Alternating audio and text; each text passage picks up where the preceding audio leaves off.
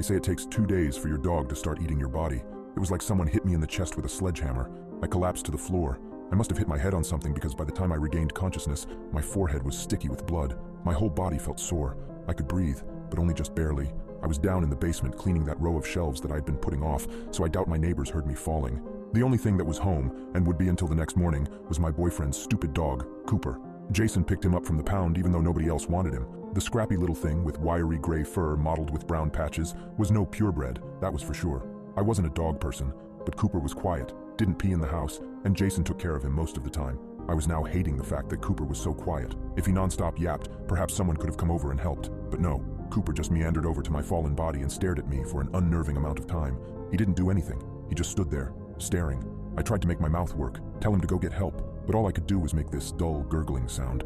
My tongue felt thick and unusable, and all Cooper did was stand there and stare. He finally approached me, sniffing my head and whimpering ever so quietly. His warm tongue lapped against my bleeding head, which stung at first, but it did feel better after a few licks. After he'd cleaned up the blood, he backed up, nuzzled at my neck, and whined again. I wanted to beg that dog to start howling, making a bunch of noise, and somehow alert our neighbors that I was in trouble, but I couldn't do anything.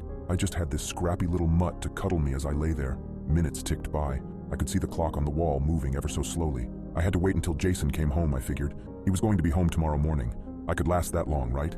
I didn't feel like I was getting worse. I just had to wait it out. I could do this. I could live long enough for this. What I didn't count on was Cooper's lunchtime.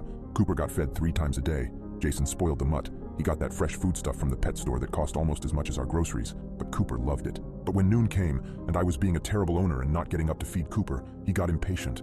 His little claws clacked across the linoleum as he paced back and forth. He pawed at the fridge before returning to my side with his little whines. Why wasn't I feeding him his lunch? He was clearly going to starve to death, even though I'd given him his breakfast. A half hour past his lunch, Cooper growled. I'd never heard him growl before, but he sounded genuinely pissed off. I couldn't see him, but I could just imagine him glaring at me.